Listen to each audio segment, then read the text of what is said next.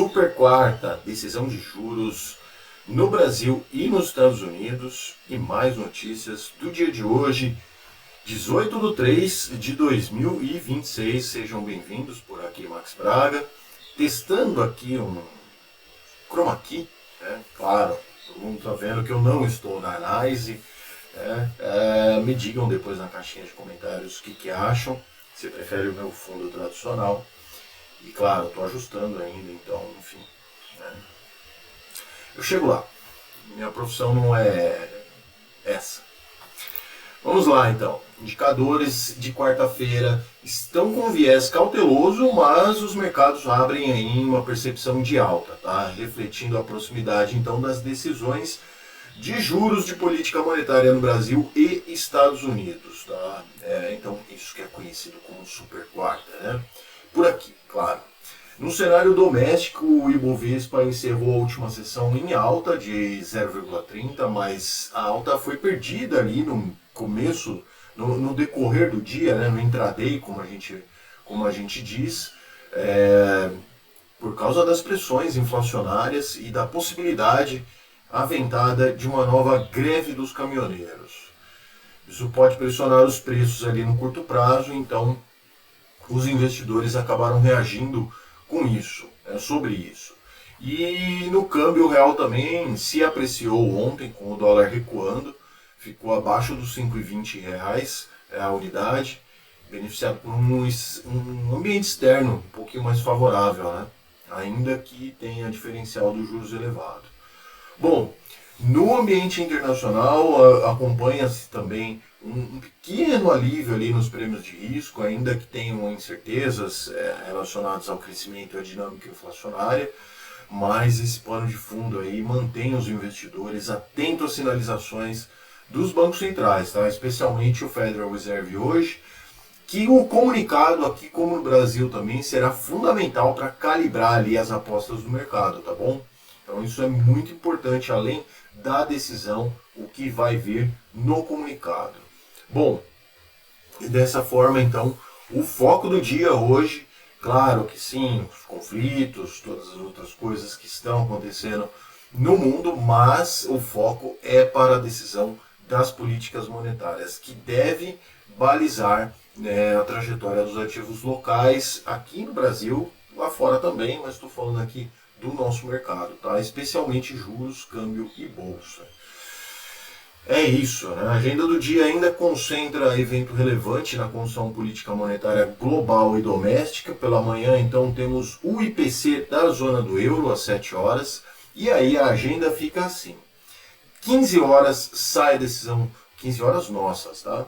Sai a decisão do Federal Reserve lá nos Estados Unidos, e no Brasil o principal evento do dia ocorre às 18h30, é um comunicado da taxa Selic, claro, que os meus clientes recebem isso de forma imediata ali, através do nosso canal de comunicação. Bom, os índices então ontem encerraram o pregão no campo positivo, né? Eu me recordo de ter iniciado o dia mais pessimista em relação aos indicadores, mas acabou revertendo. Como eu venho falando, a gente vem enfrentando sim muita volatilidade. Então o Dow Jones apresentou alta de 0,10, pequeno, mas apresentou. O S&P 500 registrou ganhos de 0,25 e a Nasdaq 0,47. O Ibovespa, eu já disse, chegamos ali ao 0,30% de lucros. Então temos também hoje os índices futuros já operando em alta na grande parte das geografias, as atenções sim voltadas para a questão dos bancos centrais, e já deixo aqui, né, já deixo meio que o recado dado. Nos Estados Unidos a expectativa é ampla de manutenção da taxa entre 3,5% e 3,75%, lá uma banda de juros, tá? Então a decisão é bem já definida. Claro que tem a questão do Jerome Powell lá, que não se bica muito com o Trump, e também tem a questão política não, na verdade é mais que uma questão ali do duplo mandato que o Fed precisa, né, que é o emprego versus a as taxas de juros, a condução da economia. Então, vamos aguardar, mas por lá não devem ter surpresas. Já aqui no Brasil, a gente tem uma questão importante. Até o começo do ano, final do ano de 2025, todos eram consenso de mercado que deveríamos ter já na primeira reunião agora do Copom uma queda de 0,50% na taxa de juros e assim sucessivamente até chegarmos em 12% no final de 2026. Isso ainda está lá no relatório Focus, tá?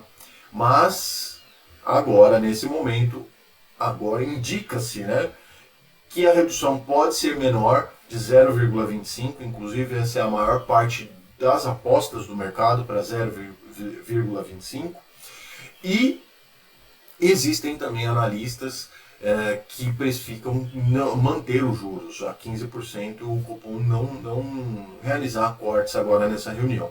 Eu não sou analista, mas eu acredito que deve ser mantido os juros, tá? E vamos lá. O Ibovespa, né, teve uma série de altas, agora teve alguns recuos, mas ele se mantém estável ali no patamar e já de pronto. Se tivermos algo diferente de um corte de 0,25 e um comunicado menos restritivo ou mais conservador, devemos ter sim Ibovespa caindo, tá? O mercado está trabalhando com a possibilidade do corte de 0,25 e um comunicado mais soft ali, mais tranquilo, né, em relação a isso. Agora, se não tiver cortes, inclusive, e o comunicado for bastante duro no sentido de ser conservador, podem esperar ali sessões futuras do Ibovespa bem quedas, bem vermelhas, né, para virar voltadas para quedas, enfim. Aí se retoma tudo isso de novo. Tudo diferente disso vai mexer no preço, tá?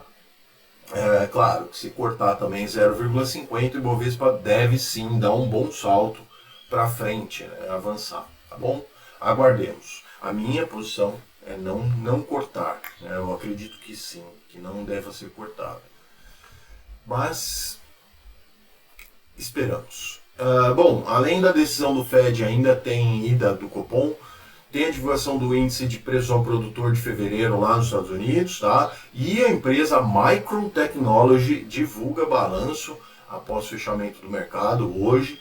Empresa importante mundialmente, a Micron, fabricante de memórias, está envolvida em todo o treinamento do Terminator, né? O presidente dos Estados Unidos também, o Trump, afirmou na terça-feira que os Estados Unidos não precisam de ajuda de seus aliados da OTAN no Oriente Médio, um comentário em relação sobre a possibilidade de uma aliança ali para patrulhamento do Estreito de Hormuz, né, para atravessar ali, os navios voltarem a atravessar. Navios dos Estados Unidos, tá? Porque da China está passando, da várias geografias da Ásia lá também, ok? Enfim, também teve na outra ponta a OTAN se negando, né, a ajudar. Nesse primeiro momento, inclusive. Dow Jones Futuro, então, 0,57 positivo, S&P Futuro 0,52 positivo e Nasdaq também 0,66 positivo. Lá na Ásia e no Pacífico, os mercados fecharam em alta, o índice KOSPI da Coreia, inclusive, liderou ganhos, enquanto os investidores analisam dados comerciais do Japão e aguardam decisão de juros do Fed. Xangai 0,32, tudo no positivo, tá? Ali na Ásia. Nikkei Japão 2,87, Hong Kong 0,69, Índia 1,06 e Austrália 0,31, tudo bem? Também os mercados da Europa operam em alta agora no início da sessão, voltadas as atenções para a decisão de juros, fato, né? E também os investidores aguardam dados de inflação da União Europeia, que serão divulgados ainda nessa sessão, ok? Esses dados também antecedem a decisão de política monetária do Banco Central Europeu e do Banco Central da Inglaterra, ok? Também temos Riksbank e o Banco Nacional Suíço, no caso, na quinta-feira, amanhã. Tudo também no azul, tudo no campo positivo. Estoque 600, 0,48, Alemanha 0,61, Reino Unido 0,11, França 0,75, Itália 0,65. França 0,75, acho que foi isso que eu falei. Só corrigindo se eu falei errado.